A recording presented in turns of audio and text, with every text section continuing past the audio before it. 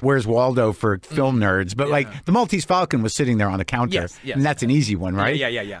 So what was you were just sort of like, I'm just going to stick this here? Well, no, it's a bookstore. Okay. It's a famous book. Okay. That's actually something so it's not necessarily the real Maltese Falcon. No, if there ever was they're one. saying that it's the real Maltese Falcon. All right, it's not. Yeah. However, we could have used the real Maltese Falcon because Leo owns the real Maltese Falcon. It didn't occur to me. It wasn't necessary. After we shot it, I said, hey, could we have used your real? Of course you could have.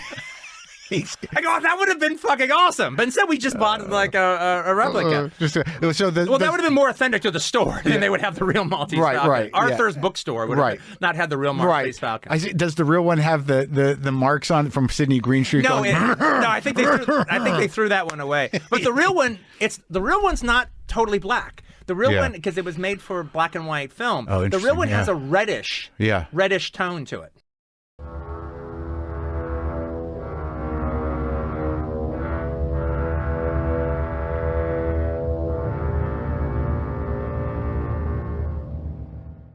Quentin, since we all know you are a fan of both Pauline Kael and Peter Bogdanovich, I've always been curious, what is your take on Kael's Citizen Kane essay criticism, Raising Kane? Mm-hmm. And in that vein, what you thought of Bogdanovich's retort, the Kane mutiny.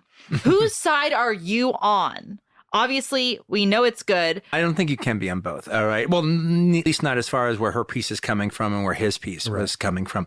At the end of the day, I'm on Pauline Kael's side because also her piece was misinterpreted as negative about Orson Welles when it wasn't negative about Orson Welles. Her whole theory was, okay, they want me to write a piece that would be the introduction of the screenplay of Citizen Kane. So maybe a piece that brought in the author, Herman Mankiewicz, might be applicable to that scenario.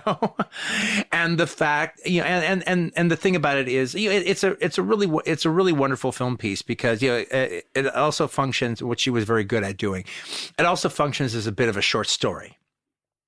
She manages to take Herman Mankiewicz and turn him into a Dickensian-like character. Mm-hmm. And he literally becomes alive on the page when she writes about him. And so she ends up telling a really, really fun, interesting Hollywood story and giving her anecdotal version of a Hollywood history. But she does the most important thing. She creates a real good character out of Herman Mankiewicz to tell the story.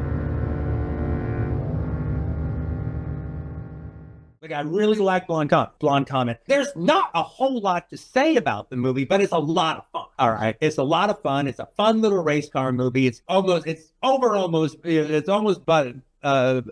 over by the after a little bit before it starts. It's a lot of fun. It's cool. The chick looks the chick looks cool in the car. She looks cool with her helmet. She looks cool with her blonde hair.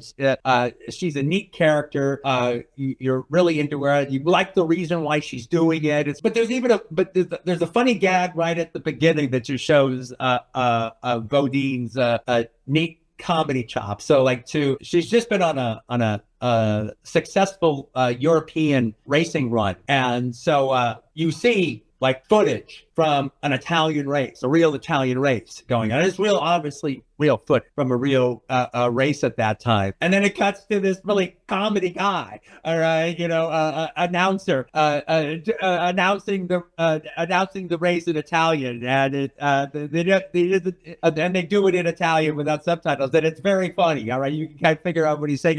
It's a real cracker. Then they cut to real footage from a French race, and then they cut to a French guy, and it's really funny. Then they cut to a race from England, and they cut to an English guy. All right, and they're all giving it to her, but also trying to take it away from her at the exact same time. And it all cuts to the swirling newspaper. All right, announcing her success. But what's really cool, also, aside from the quickness of the movie and the funness of the movie and its effectiveness, is I'm almost positive that Bodine shot. Not that early stuff, because I think that's documentary footage from those particular races in Europe. But the races in the movie, all right, at Ascot Raceway in Gardena, all right, Bodine shot that stuff. And that stuff is fucking terrific. He did a great job with that. There's really, really good stuff. And some of it is very surprising because it's not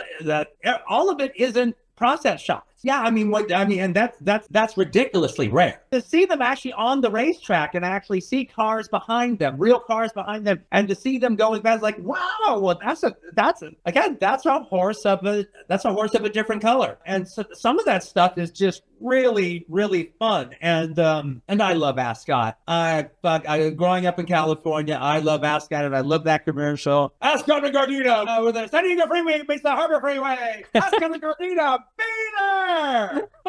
And even I was like, oh, Ascot was around in the 30s? Well, I guess it was. Yeah, that's California history right there. That bugs me too. Okay.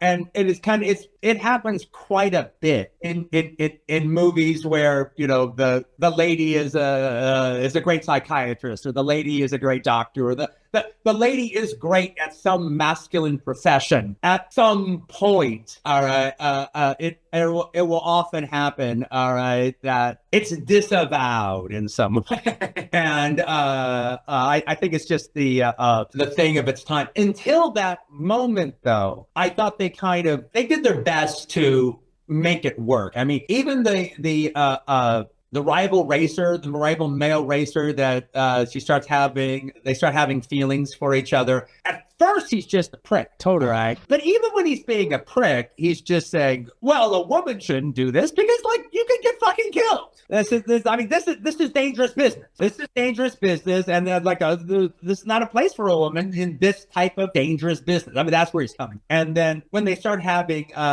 relationships, well, then he's more coming from that because he's actually worried about her. Yeah, absolutely. And I think the guy's fine enough. He looks so much like Tom. He looks like a combination of Tom Neal and Ralph Bird, both William Bodine actors, and I really wish it were Tom Neal or Ralph Bird. He looks enough like he's like their brother. All right, William Bird. All right, but I really like the girl. I think she's really cool. All right, the sidekick of the guy, Vince Barnett. My favorite Poverty Row studio is Grand National Pictures. That's my favorite of all the 30s Poverty Row studios. Vince Barnett was to Grand National Pictures what Dick Miller was to New World Pictures. Oh, nice. That's awesome. He was their go-to luck charm actor. All right, that he's just in one movie after another.